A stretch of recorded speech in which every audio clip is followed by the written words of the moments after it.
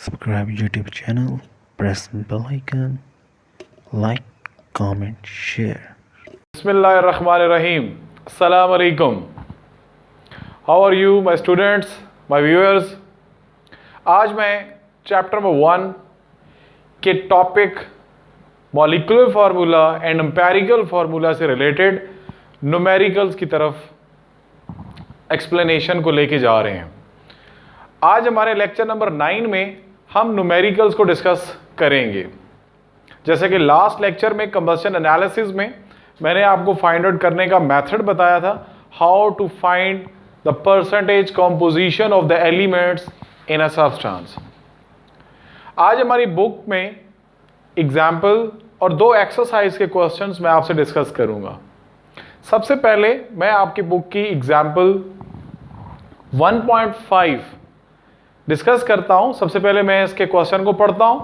उसमें से सबसे जो इंपॉर्टेंट होता है वो उसका डेटा होता है। आपने ये फाइंड आउट करना है कि आपको गिवन क्या है और उस गिवन डेटा के बाद आपने अपनी इंफॉर्मेशन के मुताबिक उसका सॉल्यूशन निकालना होगा। सबसे पहले हम ये देखते हैं हमें गिवन क्या है और हमसे पूछा क्या गया है। The combustion analysis of organic compound shows it to contain 65.44% carbon. Now the percentage of carbon is given. 5.5% hydrogen percentage given, and 29.06% oxygen. So हमने कंबशन एनालिसिस के स्टेप 1 में देखा था कि हमें परसेंटेज कंपोजिशन फाइंड आउट करनी थी। So it means इस क्वेश्चन में हमें percentage composition are given of 3 elements, carbon, hydrogen and oxygen. What is the empirical formula? अब हमने step 1 में क्या करना है, उसका empirical formula find out करना है। Then the molar mass of this compound is 110.15. molar mass, जिसको हमने molecular formula mass भी बोला था, तो वो हमें पहले given है, हमारे पास empirical formula आएगा, then हमने molecular formula of the compound calculate करना है। होपफुली आपको ये क्वेश्चन की समझ आई होगी। अब मैं चलता हूं इसका सॉल्यूशन, इसके डेटा की तरफ। हमें गिवन क्या है, तो सॉल्यूशन में जब आप सॉल्यूशन उसका करते हैं, सबसे पहले आपने क्या करना है, उसका डेटा लिखना है। तो इसमें हमारे पास गिवन क्या है, मैं इन एलिमेंट्स को सबसे पहले हम ये देखते हैं हमारे पास एलिमेंट कौन कौन से हैं। हमारे पास कार्बन है, हमारे पास हाइड्रोजन है और ऑक्सीजन है। तो मैं यहाँ पे लिख लेता हूँ carbon, hydrogen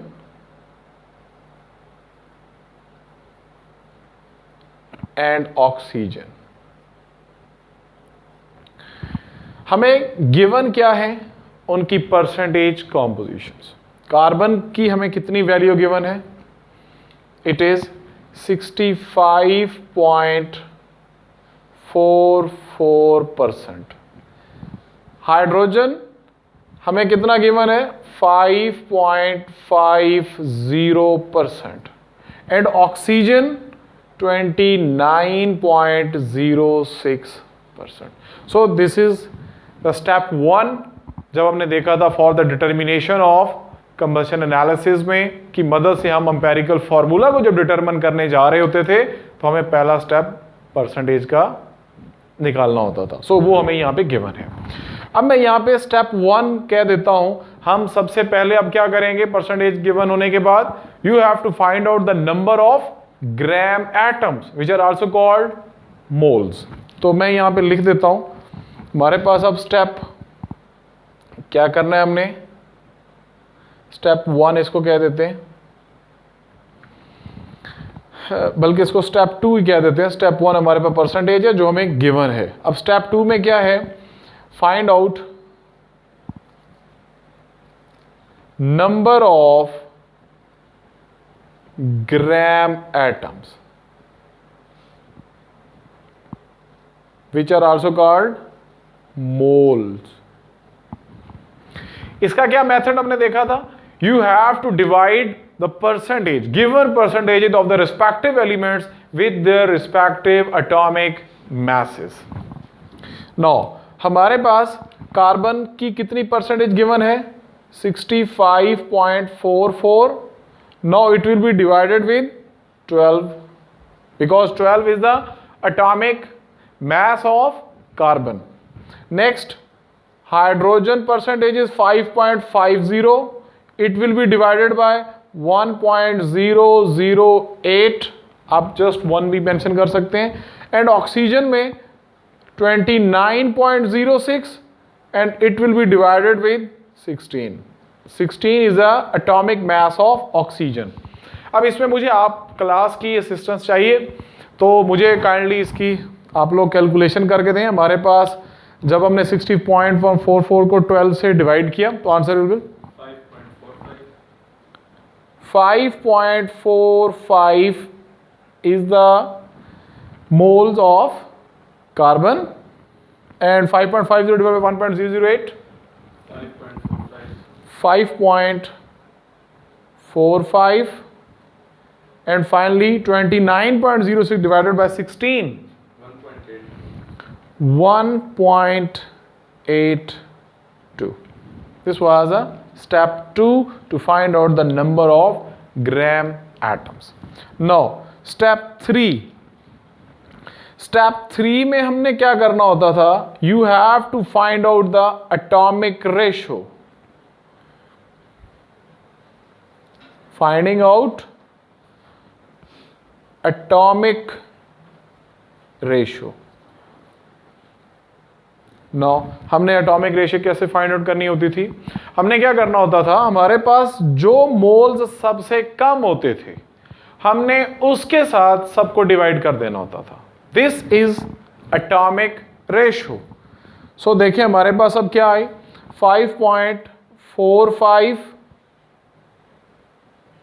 5.45 also hydrogen and 1.82 is of oxygen. अब सबसे स्मॉलेस्ट वैल्यू इज 1.82. तो क्या करें? 1.82 के साथ सबको डिवाइड कर दें. सो हमारे पास यहां पे क्या आ जाएगा? 1.82 1.82 एंड 1.82. जी इसको डिवाइड करें, हमारे पास क्या आंसर आते हैं? This is 3, this is also 3 and this is 1. Atomic ratio हमारे पास यहां पे आ चुकी. Now step 4. Step 4 will be, अब हमने इसका empirical formula लिखना है. Step 4 is empirical formula. Empirical formula हमारे पास क्या हो गया? अब हमारे पास carbon 3, hydrogen 3 and oxygen 1. So the empirical formula of this compound is C3H3O. Now step 5 हम यहां पे अब हमने यहां पे empirical formula find out कर लिया. Now you have to find out the molecular formula. हमारे पास अब molar mass of compound is given 110. तो हम पहले कर लेते हैं मॉलिक्यूलर फार्मूला फाइंड आउट करने से पहले हम उसकी एम्पेरिकल फार्मूला मैस को फाइंड आउट कर लेते हैं, क्योंकि हमने एम्पेरिकल फार्मूला में n यूज करना है और n को फाइंड आउट करने के लिए हमारे पास एम्पेरिकल फार्मूला मैस भी होनी चाहिए. नाउ कार्बन का mass is 12 into 3 plus 1 into 3 plus 16. इसको मल्टीप्लाई एंड ऐड करें तो हमारे पास आंसर क्या आएगा एम्पेरिकल फार्मूला का? इसको ऐड करेंगे होपफुली 55 ग्राम पर मोल. This is the empirical formula mass. Now हमारे पास given क्या था? This is molar mass of this compound. तो molar mass is 110.5 grams per mole. 15. हम यहां पे अगर 1.008 डालें तो 0.5 होपफुली आ जाएगा. नाउ स्टेप 6 हम देख लेते हैं. स्टेप 6 में हमें क्या करना होगा? We have to find out the value of n. सो n कैसे हम फाइंड आउट करते थे? n was equal to molar mass of compound जो क्वेश्चन में गिवन था divided by empirical formula mass. Okay, now हमारे पास क्या गिवन है? मॉलिक्यूलर या molar mass of compound is 110.15 divided by empirical formula mass was 55. The answer is, इसका answer क्या आएगा हमारे पास? This is 2. So the value of n is 2. Finally हमने क्या करना है? मॉलिक्यूलर फॉर्मूला फाइंड आउट करना है. तो what is the formula for the molecular formula? Molecular formula equals to n into empirical formula.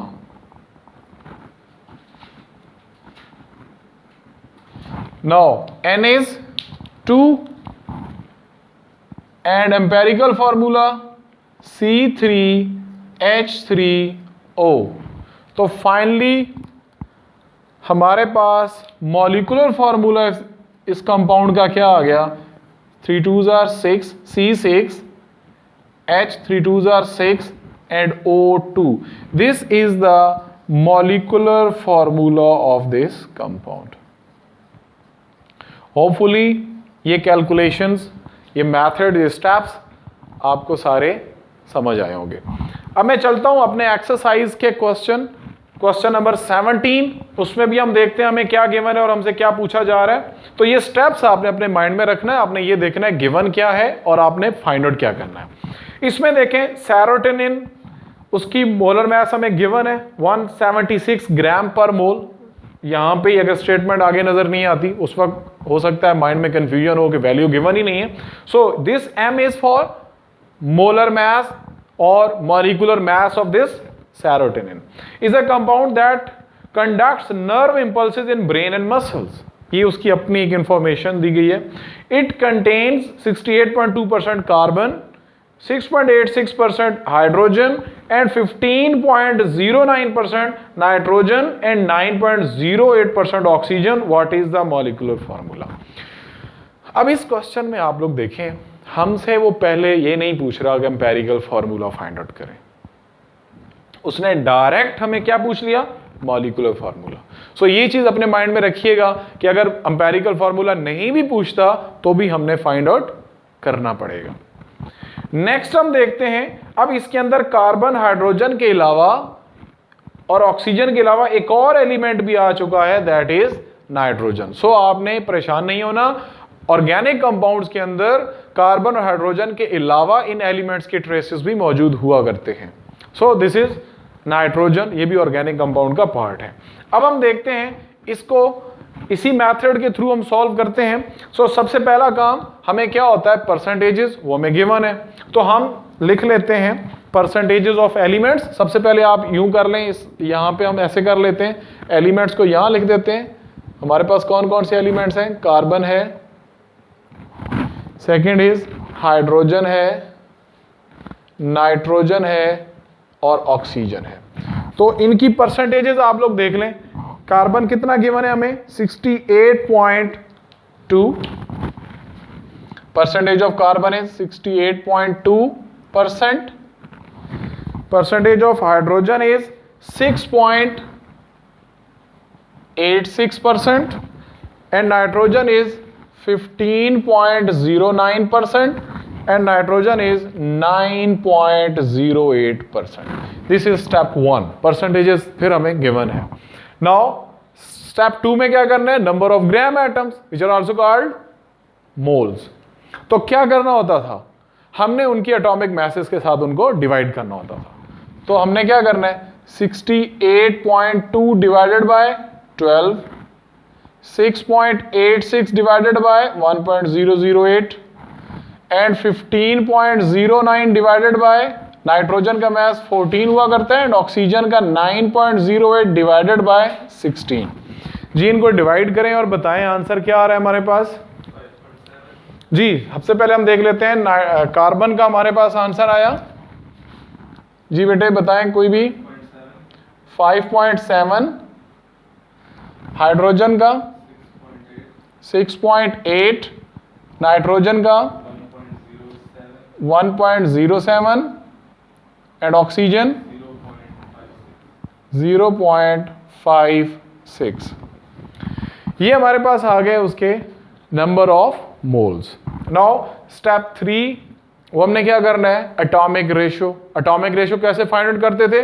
इनमें से जो सबसे छोटी वैल्यू है उसके साथ हम डिवाइड करेंगे. तो कौन सी वैल्यू सबसे छोटी है? जी 0.56. गुड. अब हमने 0.56 के साथ इन सबको डिवाइड कर देना है.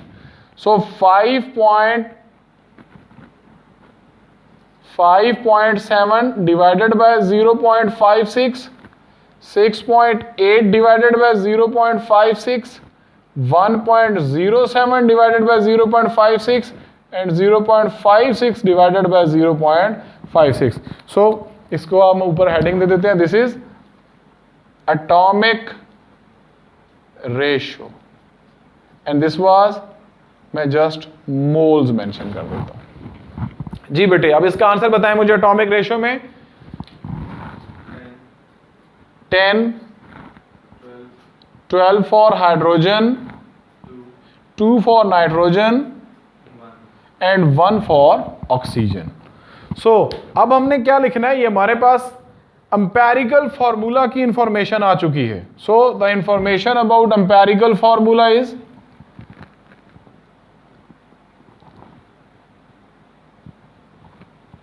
क्या बन गया एम्पेरिकल फॉर्मूला बेटे? C10 H12 N2 and O1. This is the empirical formula.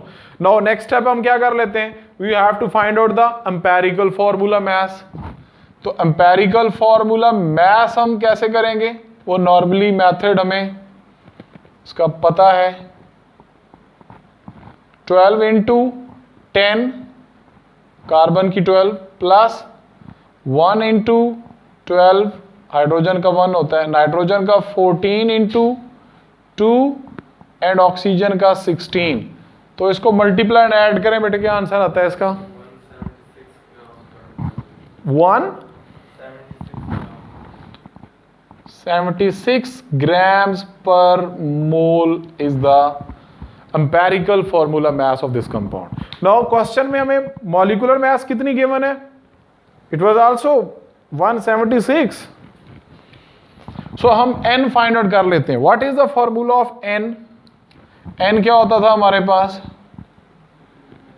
Molecular या molar mass divided by empirical formula mass.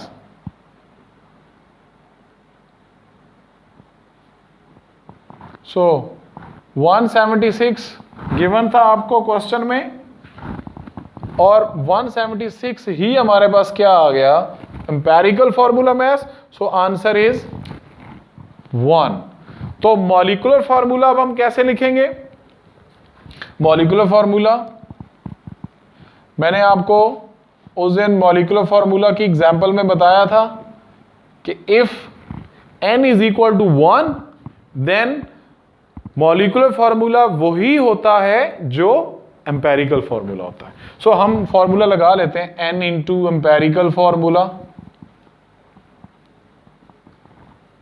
तो देख लें आप खुद, इसमें क्या होगा, n हमें हमारे पास कितना आ गया 1, और एम्पेरिकल फार्मूला क्या था C10H12N2O1. So molecular formula is also C10H12N2O1.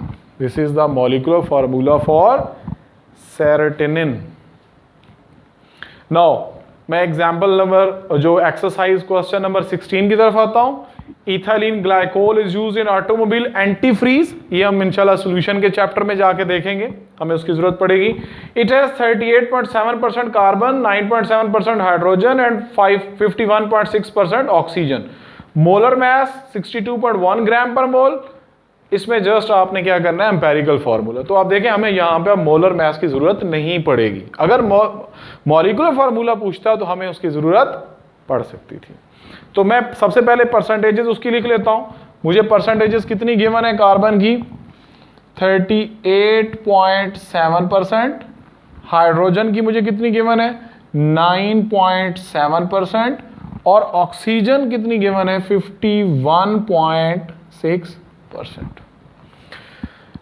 इसमें भी सेकंड स्टेप वही करते हैं.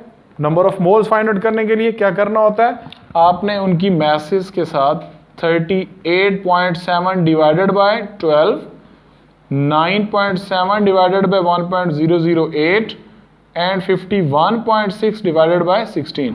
जी बेटे इनके आंसर मुझे बताएं. 3. Carbon 3.225, hydrogen 9.6,